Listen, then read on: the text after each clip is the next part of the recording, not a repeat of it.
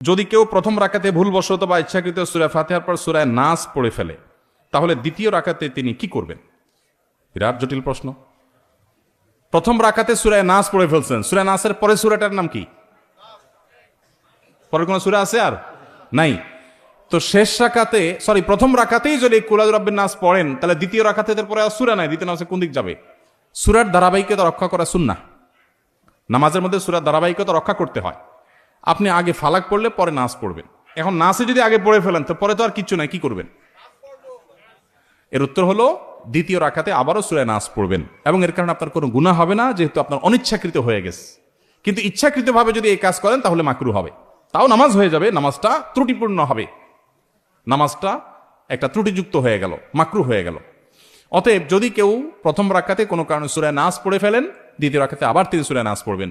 যদি সূরা নাস না পড়ে এদিককার কোনো সূরা পড়েন, সূরা ফালাক বা অন্য কোনটা, তাতেও নামাজ হয়ে যাবে, নামাজ হবে না, ব্যাপারটা সেরকম না। কিন্তু ধারাবাহিকতা মেনটেন করে নামাজ পড়াটা উচিত এবং কর্তব্য, সুন্নাহ, সেটা লক্ষ্য করে করতে হবে। ইচ্ছার বাইরে হয়ে গেছে, অজান্তে হয়ে গেছে, সেটা ভিন্ন বিষয়। কেউ নামাজ পড়লে তার সামনে দিয়ে আসা জায়েজ আছে কিনা? কেউ নামাজ পড়ছে, তার সামনে ক্রস করা জায়েজ নাই, কিন্তু সামনে বসা আছেন বরাবর, আস্তে করে ডানে বা বামে নেমে গেলেন, এটা জায়েজ আছে। দুইটা কিন্তু দুই জিনিস। অনেকে পিছনে করে নামাজ পড়তেছে, বেচারা একটু লম্বা কেরাতে পড়তেছে, সুন্দর করে নামাজ পড়তেছে, বারবার পিছনের দিকে তাকা, চোখ বড় বড় করে, পারলে কই মাছের মাথা চাবায়। কই মাছের মাথা চাবানো বুঝছেন? মানে এরকম করতেছে, মাসালা জানে না। আপনি যদি কোনো নামাজির সামনে বরাবর বসে থাকেন, তাহলে ডানে বা বামে আপনি সরে যেতে পারেন। এটাকে বলা হয় নুজুল, সরে যাওয়া, এটা জায়েজ আছে।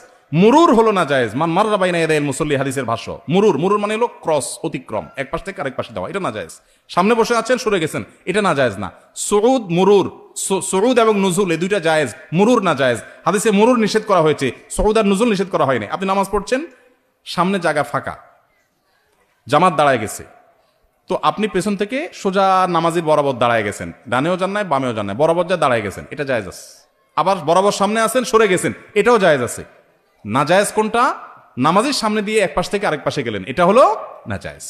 অতএব যত দেরি হোক, যত কষ্ট হোক, সবর করবেন এবং ক্রস করবেন না। আর যিনি নামাজে দাঁড়াবেন তারও দায়িত্ব হলো যে মানুষের চলাচলে ব্যাঘাত এরকম কোনো জায়গায় নামাজের নিয়ত করবেন না। এখন জামাতে নামাজ এক দুই রাকাত ছুটে গেছে, বেচারা সেগুলো আদায় করতেছে, তার তো কিছু করার নাই। এক্ষেত্রে সামনে মুসল্লিরা হাঁটাহাঁটি করবে না। অনেক সময় দেখা যায় নামাজিরা এক দুই রাকাত মিস করেছেন, মাসবুক হয়েছেন, তারা নামাজ পড়ছেন, আর বাকিরা উঠে হাঁটাহাঁটি শুরু করছে নামাজের সামনে দিয়ে। নবী সাল্লাল্লাহু আলাইহি ওয়াসাল্লাম বলেছেন, নামাজি ব্যক্তির সামনে ক্রস করা, হাঁটাহাঁটি করা, এটা কত বড় অপরাধ, এর শাস্তি কত জঘন্য হবে, এটা যদি মানুষ জানতো 40 পর্যন্ত মানুষ অপেক্ষা করতো। 40 বলতে 40 দিন না বছর, সেটা নবী সাল্লাল্লাহু আলাইহি ওয়াসাল্লাম বলেন নাই। তাহলে বোঝা গেল যে ক্রস করা, অতিক্রম করা জায়েজ নাই।